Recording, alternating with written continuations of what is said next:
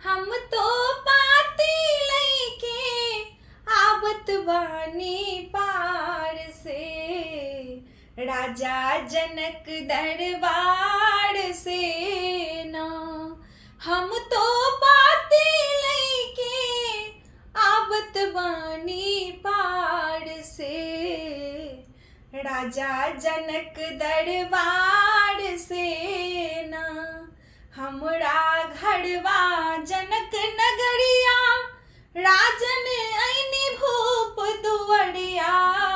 हमरा घरवा जनक नगरिया, राजन ऐनी भूप दुवरिया। राजन ऐनी भूप दुवरिया, मनवाड़ी छे गईले महिमा परम पार से, राजा जनक दरबार से ना। हे मनवाड़ी छे गईले महिमा परम पार से, राजा जनक दरबार से ना। हम तो पाते लईके आवत बानी पार से, राजा जनक दरबार से ना। हमरा राजा जनक जी के धिया, जिनकर नाम बाटे सिया।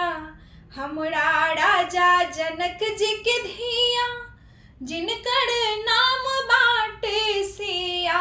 जिनकर नाम बाटे सिया है, जिनकर नाम बाटे सिया। हुनकर शादी हुई है कौशल्या कुमार से, राजा जनक दरबार से ना। हुनकर शादी हुई है कौशल्या कुमार से, राजा जनक दरबार से ना। हम तो पाते लईके आवत बानी पार से, राजा जनक दरबार से ना। सिया के शांति रूप जब जनले, बाबा जनक धनुष प्रण ठनले। सिया के शांति रूप जब जनले, बाबा जनक धनुष प्रण ठनले। बाबा जनक धनुष प्रण ठनले, बाबा जनक धनुष प्रण ठनले। रचना रचले सिया स्वयंवर के विचार से, राजा जनक दरबार से ना। रचना रचले सिया स्वयंवर के विचार से, राजा जनक दरबार से ना। हम तो पाती लईके आवत बानी पार से, राजा जनक दरबार से ना। अइले बड़े बड़े भट भूप, धनुआ देख के बैठे चुप।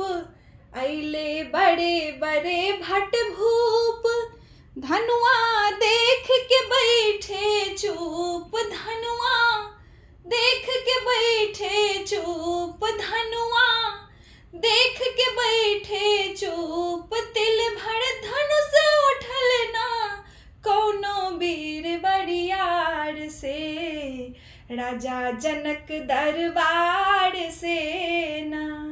हम तो पाते लईके आवत बानी पार से, राजा जनक दरबार से ना।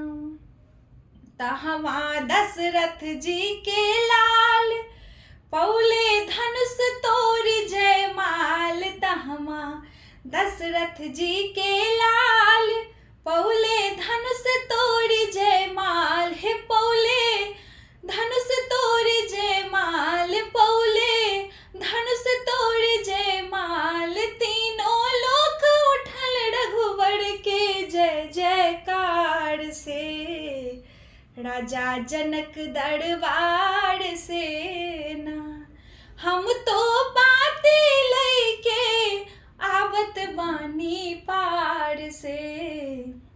राजा जनक दरबार से ना पाती लिखल बाटे थोड़ा जल्दी साजू हाथी घोड़ा।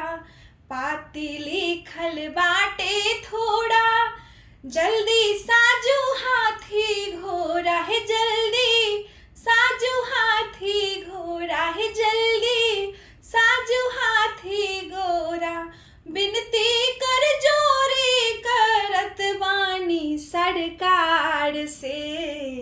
राजा जनक दरबार से ना हे बिनती कर जोरी करत बानी सरकार से।